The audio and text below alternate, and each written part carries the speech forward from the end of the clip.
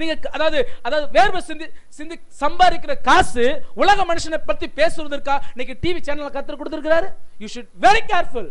நம்ம சபைக்கு கொடுக்கப்பட்ட தரிசனத்தின்படி, கொடுக்கப்பட்ட திட்டத்தின்படி அதன்படி செயல்பட்டாலே போதுங்க, கர்த்தர் உங்களை ஆசீர்வதிப்பார். கரங்களை தேவனுக்கு மகிமை செலுத்துவோம். இன்னைக்கு ஒருத்தன் பேசிட்டு உட்கார்ந்து இருக்கிறான், அம்மாவை சாப்பிடு இல்லைன்னா புள்ளைய சாப்பிடு, அம்மாவும் புள்ளையும் சேர்த்து சாப்பிடான்னு பேசிட்டு இருக்கிறான். கேட்டா கர்த்தர் பேசினா, எந்த கர்த்தர் எனக்கு தெரியல. இந்த சேனல் வந்து நான் தைரியமா நான் பேசுறேன், இது உலகம் ஃபுல்லா போகுது, அதனால நான் தைரியமா பேசுறேன். புரியல உங்களுக்கு?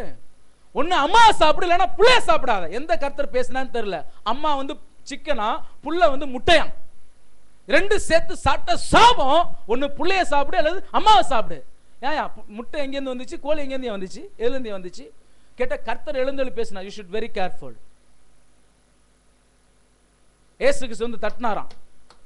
திரும்பி திறந்து பார்த்து ஏசு நிக்கப்பா எனக்கு ரொம்ப பசிக்குதுப்பா அப்படின்னாராம். என் ஆண்டருக்கு வேற இடமே தெரியாதா? பசிக்குதுப்பான்னாராம். உள்ள வாங்க ஆண்டவர், சோப்பால வந்து உட்கார்ந்தாராம்.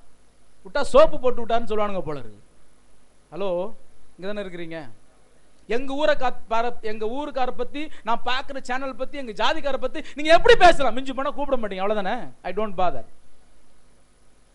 நான் சத்தியத்துக்காக நிக்கிறவன், என்ன நடந்தாலும் சரி.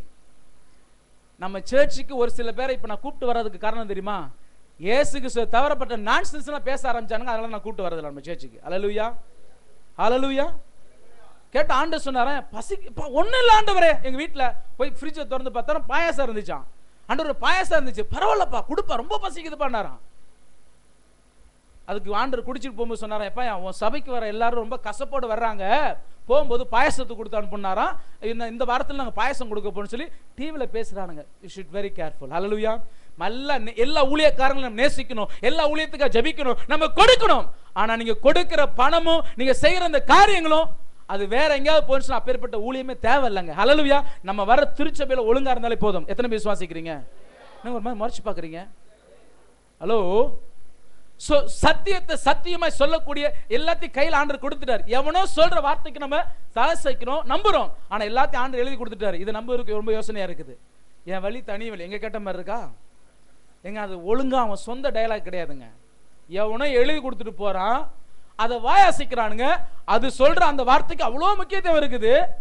இதை நம்ப முடியல. இன்னைக்கு உங்க பைபிளை தூக்கி ஒரு முத்தம் கொடுங்களேன் தயவுசெய்து.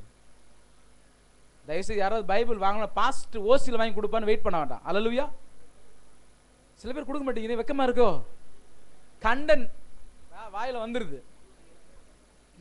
ரோட்ல நின்றுட்டு நாயாவது பரவாயில்லைங்க, சரி பரவாயில்ல. ஸோ இன்றைக்கு ஆண்டவரே உடைய வார்த்தை, ஆண்டவரே அதுல இருக்கிற வரங்கள், ஆண்டவரே அதுக்கு இருக்க வல்லமை, ஆண்டவரே எனக்கு தேவைன்னு சொல்லி கேட்கும். நான் சேலஞ்ச் பண்றேன், உங்களை கர்த்தர் உயர்த்த போகிறேன். ஹல்லேலூயா. எந்த ஒரு மனுஷன் சத்தியத்தை நேசிக்கிறானோ, சத்தியத்தை நிற்கிறானோ, சத்தியத்தை அவன் விசுவாசிக்கிறானோ, சத்தியத்தை அவன் பிராக்டிஸ் பண்றானோ, அவன் தலையை மாத்திரம் கர்த்தர் உயர்த்துவார். விசுவாசிக்கிற மாத்திரம், என்னை உயர்த்தன்னு சொல்ற மாத்திரம் கரங்களை தட்டி ஆண்டவருக்கு நான் மகிமை செலுத்துவோம்.